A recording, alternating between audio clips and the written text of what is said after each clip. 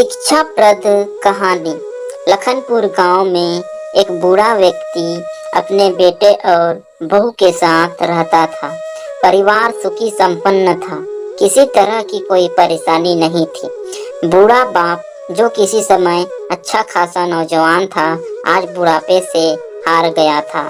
चलते समय लड़खड़ाता था, लाठी की जरूरत पड़ने लगी।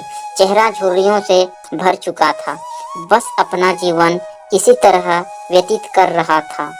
घर में एक चीज अच्छी थी कि शाम को खाना खाते समय पूरा परिवार एक साथ टेबल पर बैठकर खाना खाता था। एक दिन ऐसे ही शाम को जब सारे लोग खाना खाने बैठे, बेटा ऑफिस से आया था। भूख ज्यादा थी, सो जल्दी से खाना खाने बैठ गया और साथ में बहू और एक बेटा भी खाने लगे। बूढ़े हाथ जैसे ही थाली उठाने को हुए, थाली हाथ से छिटक गई।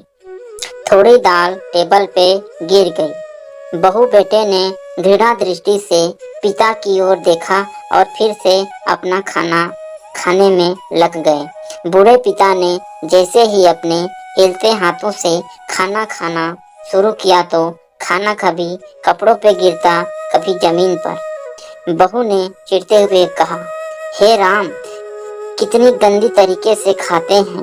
मन करता है इनकी थाली किसी अलग कोने में लगवा देते हैं। बेटे ने भी ऐसे सिर हिलाया जैसे पत्नी की बात से सहमत हो। बेटा यह सब मासूमियत से देख रहा था। अगले दिन पिता की थाली उस टेबल से हटाकर एक कोने में लगवा दी गई। पिता की डबडबाती आंखें सब कुछ देखते हुए भी कुछ बोल नहीं पा रही थी। बूढ़ा पिता रोज की तरह खाना खाने लगा।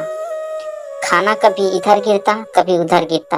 छोटा बच्चा अपना खाना छोड़कर लगातार अपने दादा की तरफ देख रहा था।